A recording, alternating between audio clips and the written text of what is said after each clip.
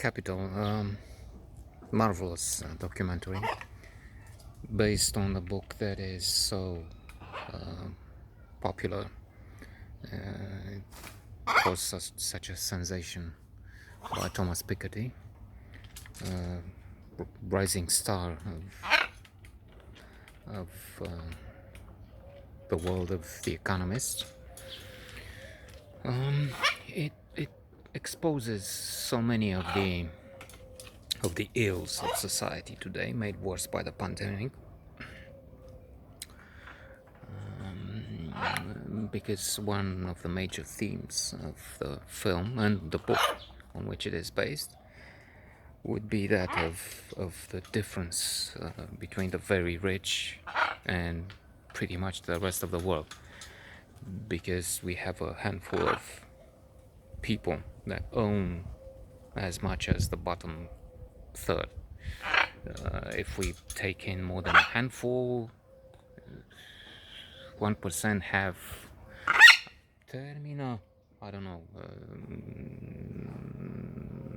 the same riches as half the world. Or we have to look at statistics to see, but there's clearly a difference. The difference was made worse by the pandemic, during which some people got richer, but most of the population is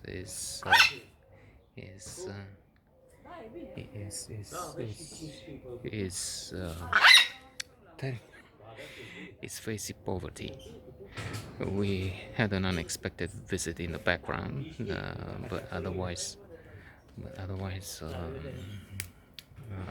it's I'll have to try and get back to what I was saying. So there would be an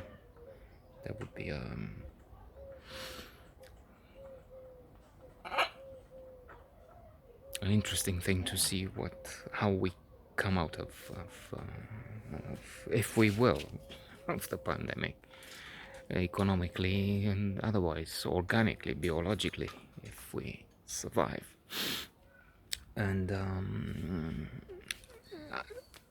it's so interesting and at times quite captivating and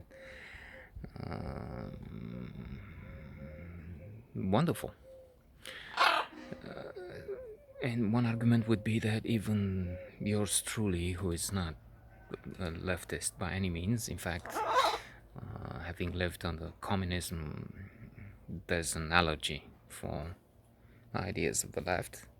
So even one with this preconceived idea that what the left says is wrong is, if not convinced to switch sides to fight with the left, he is convinced that indeed it's not feasible and it's not working, and there are explanations in there, which go back to, for instance, Jane Austen and Pride and Prejudice, which they analyze and they say Darcy would in no way conceive to look at Elizabeth in reality.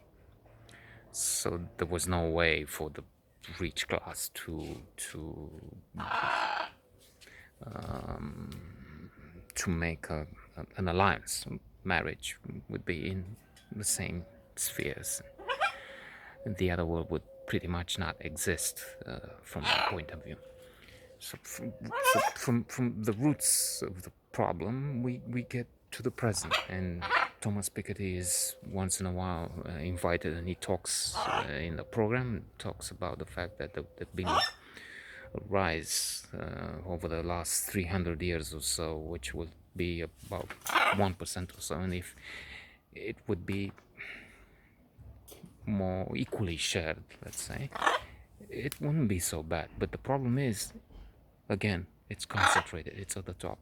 Then there's also the question of sitting capital, captured or so.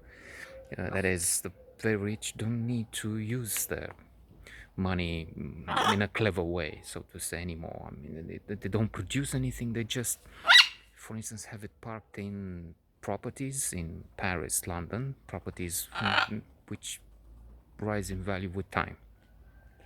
Again, pandemic we will have to see how that changes. And if they look at the properties, there's also the question of who owns, and there will be shell companies very often. There's the question of the profit. The case of Apple.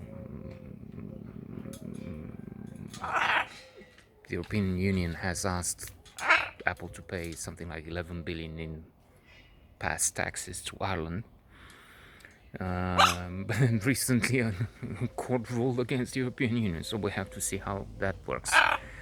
But again, it's clearly not fair to see a company which is avoiding, most important companies avoiding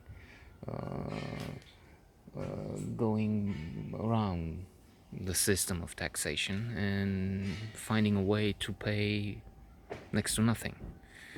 Even if, as one other economist, not Piketty, but another French one in a university in the US, says that the clients are there. The clients are in France, Germany, the US. So there's no way they can move the clients to the Cayman Islands. So, in other words, it would make sense for states to tax if 10% of the clients are there, and this is the amount of profits, then France can say, okay, I'll tax 10% if my clients.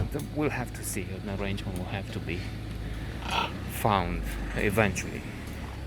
So, wonderful documentary.